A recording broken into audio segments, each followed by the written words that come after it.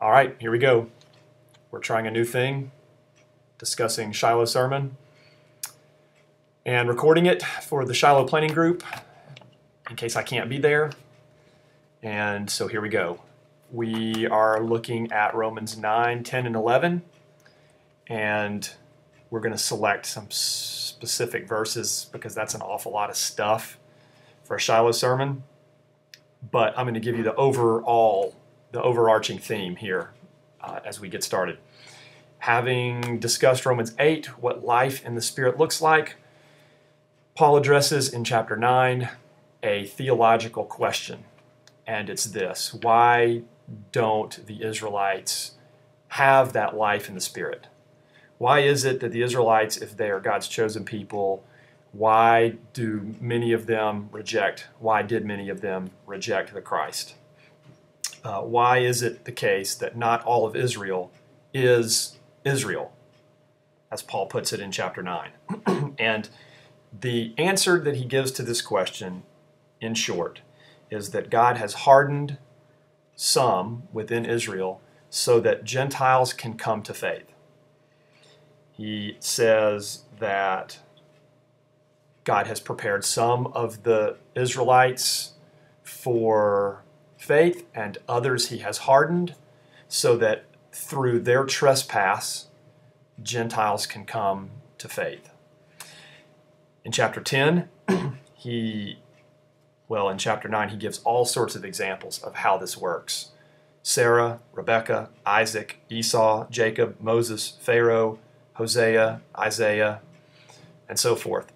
In chapter 10, he moves on to say this, that if you confess with your mouth Jesus is Lord and believe in your heart God has raised him from the dead, you will be saved. Everyone who calls upon the name of the Lord will be saved. And then he goes on in chapter 10, 14 and following to say we need to proclaim so that people can hear and they can come to faith. And then the remainder of chapter 10, he contrasts God's choice with our response. God's choice makes our response possible, but we still must respond in faith. We must confess, we must believe, we must call upon the name of the Lord in order to be saved. And then finally, chapter 11, Paul says that some of Israel will be saved. There will be a remnant chosen by grace, and some of Israel will remain hardened in order to make way for the Gentiles, and those Gentiles will be grafted in. They will inherit the faith of Israel. And then the end part of chapter 11, he talks about this partial hardening and makes this very cryptic statement that eventually all of Israel will be saved.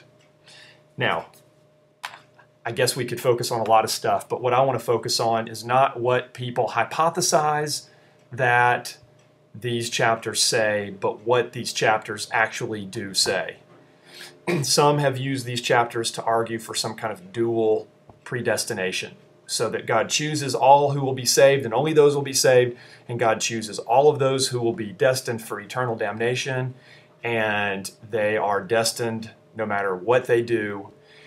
And that extends far beyond what Paul actually says in these chapters. He's addressing the specific theological question, why isn't Israel saved? Why isn't all of Israel saved? And then giving the answer. The answer is so that we Gentiles can be saved. A couple of things Paul makes clear: that his choice makes our choice possible. That's from chapter 9. Chapter 10, we must confess and we must believe. We must call upon the name of the Lord to be saved. The real question is not who has God elected and who has God not elected. The question for each person in the Shiloh audience is going to be this: will you confess? Will you believe? Will you call upon the name of the Lord? This is probably the best opportunity we've had so far this semester to ask students point blank, has there been a time in their life when they have confessed and believed? And we may even want to consider having some kind of an invitation. Whether we call it that, how we want to do that, is, I think, up to the Shiloh planning team. Put your creative brains to work and see how you want to make that happen. But I think the center of what I talk about in Shiloh is going to be chapter 10. Rather than chasing all the rabbits and finding all the tangents and talking about all the things people think this might be saying, let's focus on the one thing that it clearly does say, and that's that you better confess and believe and call upon the name of the Lord. And let's give students an opportunity in Shiloh to do that. And have our prayer team and maybe some others prepared to talk with students about that during communion, after Shiloh, however you folks want to make that happen. That's it. All right. I can never keep my head in the center of the screen. And when I move one way, my head on the screen moves the other way. It's all backwards. All right, here we go. See ya.